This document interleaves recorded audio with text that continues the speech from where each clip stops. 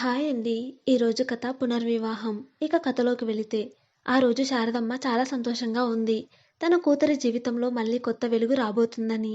రాఘవ గారు కూడా ఆనందంగా ఉన్నారు. తన బిడ్డ ఒక గొప్ప ఇంటి కోడలు అవుతుందని. ఈసారి తన జీవితం బాగుంటుందని మనసులో అనుకుంటూ ఆ దేవుణ్ణి ప్రార్థించుకుంటారు. ఆ రోజు సంధ్యకి రంజిత్తో పునర్వివాహం. శృతి శ్రావ్య ఆమె వదినలు కలిసి ఆమెను తయారు చేస్తున్నారు. కానీ సంధ్య తన గతం ఆలోచనలతో సతమతం అవుతోందా? 5 సంవత్సరాల క్రితం రాఘవ గారు శారదమ్మ గారాల పట్టి సంధ్య డిగ్రీ ఫైనల్ ఇయర్ చేస్తోంది. సంధ్యకి 2 అన్నయ్యలు, రవి, రాజు. 2 కవల పిల్లలు. వీళ్ళు పుట్టిన 5 సంవత్సరాల తర్వాత పుట్టిన పాప సంధ్య. సంధ్య అంటే ఇంట్లో అందరికీ చాలా ఇష్టం. చాలా గారాబంగా పెరిగింది. చదువులో ఎప్పుడూ ఫస్ట్ ఉంటుంది. ఇంకా కాలేజీ చదువు 2 నెలలు మిగిలి ఉండగా రోజులాగే వాళ్ళ అన్నయ్య రాజు కాలేజ్ దగ్గర డ్రాప్ చేసి ఆఫీస్కి వెళ్ళిపోతాడు. ఎప్పటి నుంచో సంధ్యపై కోపం పెంచుకున్న ప్రవీణ్ బ్యాచ్ ఈసారి ఎలాగైనా సంధ్యను ఏడిపించాలని నిర్ణయించుకొని తన ముందుకు వస్తారు. మన సంధ్య అన్నిట్లో ఫస్ట్ కదండి, అందుకే వాళ్ళకి ఈ ఏడుపు. ప్రవీణ్ వచ్చి సరాసరి సంధ్య చేయి పట్టుకుంటాడు. సంధ్య కోపంతో ప్రవీణ్ చెంప పగలగొడుతుంది. కానీ ప్రవీణ్ చెయ్యి వదలడు. అందరూ తమ వైపు చూస్తున్నారని గమనించి సంధ్యకి ఏడుపు వచ్చేస్తోంది.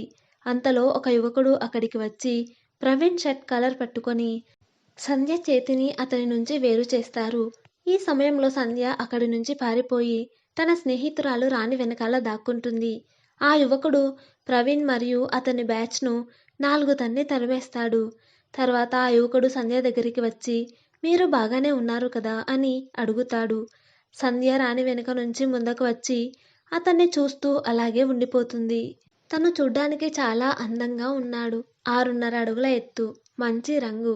అన్నిటికీ మించి మళ్ళీ మళ్ళీ చూడాలనిపించే అతని నవ్వు.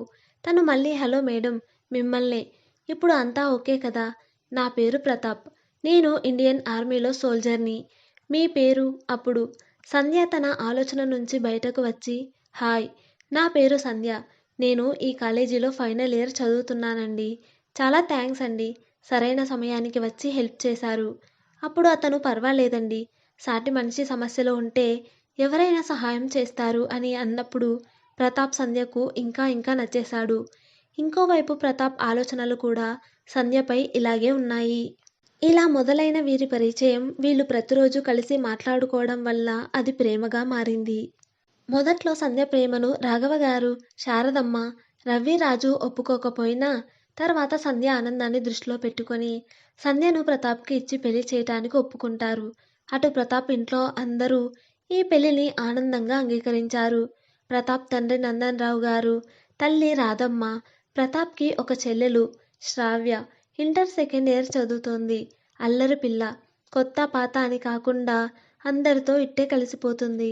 ఇలా ఉండగా ఒక మంచి రోజు చూసుకొని ఇరు కుటుంబాలు కలిసి పెళ్లి గురించి మాట్లాడుకుంటారు. ఇంతలో ప్రతాప్కి ఆర్మీ నుండి కాల్ వస్తోంది. ప్రతాప్ పక్కకు వెళ్ళి సీరియస్గా మాట్లాడి వస్తాడు. అప్పుడు నందన్ రావు గారు ఏమైందిరా, అంత సీరియస్గా ఉన్నావు అని అడుగుతారు. అప్పుడు ప్రతాప్ తను 1 నెలలో డ్యూటీలో జాయిన్ అవ్వాలని వాళ్ళకి చెప్తాడు. అయితే అందరూ షాక్ అవుతారు.